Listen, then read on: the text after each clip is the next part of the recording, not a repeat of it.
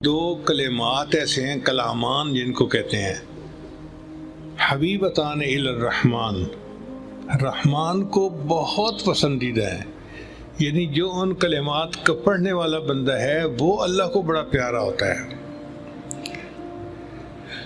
اب یہاں پر رحمان کا لفظ کیوں استعمال کیا؟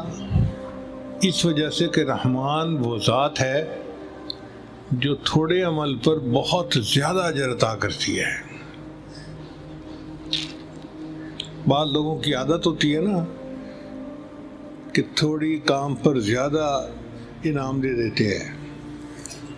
مثلا ایک بندہ الیکٹریشین تھا، بجلی ٹھیک کرنے کے لیے آیا، اس نے بلب تو 5 منٹ میں ٹھیک کر دیا، لیکن صاحب کھلے دل کے ہیں، 1000 روپیہ اس کو انعام دے دیتے ہیں۔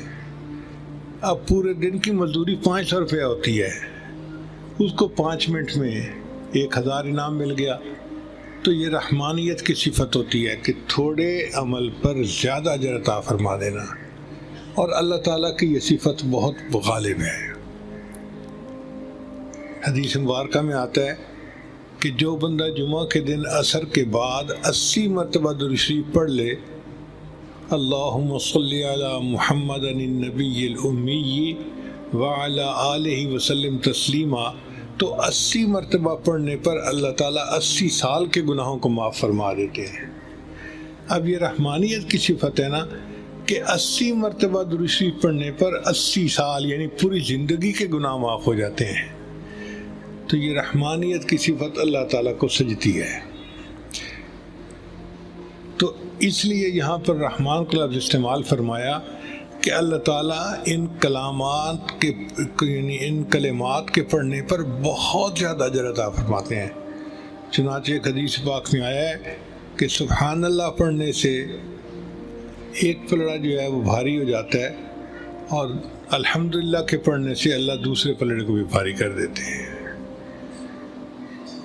تو اس لیے یہ حبیبتان الی الرحمن، یہ دونوں جو کلام ہیں یہ رحمان کو بہت پیارے ہیں۔ پھر آگے فرمایا خفیفتان علی اللسان، زبان سے ان کا پڑھنا بہت آسان ہے۔ بعض حروف ایسے ہیں کہ زبان سے ان کا نکالنا بہت آسان ہے، اور بعض حروف کا نکالنا مشکل ہوتا ہے۔ چنانچہ عبداللہ ابن عمر رضی اللہ عنہ فرماتے ہیں کہ التسبیح نصف المیزان، کہ سبحان اللہ پڑھنے سے آدھا میزان بھر جاتا ہے، والحمدللہ تملأہ، اور الحمدللہ پڑھنے سے باقی حصہ بھی نیکیوں سے بھر جاتا ہے۔ اب اتنی باتیں سننے کے بعد دل کہتا ہے کہ بھئی ہمیں پتہ چلے کہ کون سا وہ کلام ہے جو پڑھنا بھی آسان ہے اور نام اعمال میں بھی بڑا بھاری ہے، میزان میں بھی بھاری ہے، اور اللہ کو بھی بڑا پسند ہے۔ تو نبی علیہ السلام نے پہلے شوق بڑھایا اور پھر اخیر کے اوپر وہ کلام بتایا کہ سبحان اللہ و بحمدہ سبحان اللہ العظیم، کہ یہ کلام ہے۔ سبحان اللہ کا معنی ہے اللہ پاک ہے، یہ اللہ تعالیٰ کے تعریف کے الفاظ ہیں، اللہ پاک ہے۔ اب اس کی مثال یوں سمجھیں کہ جب کسی لڑکی کا رشتہ پسند کرنا ہو نا تو 2 طریقے ہوتے ہیں۔ ایک تو اس کی تعریفیں کی جائیں، بہت خوبصورت ہے، بہت نیک ہے، بہت حیا والی ہے، بہت پڑھی لکھی ہے، بڑے اونچے گھرانے کی ہے، بڑی اچھے اخلاق والی ہے، تو یہ بھی تعریف کا ایک انداز ہے۔ اور تعریف کا ایک انداز یہ بھی ہے جاہل نہیں ہے، ضدی نہیں ہے،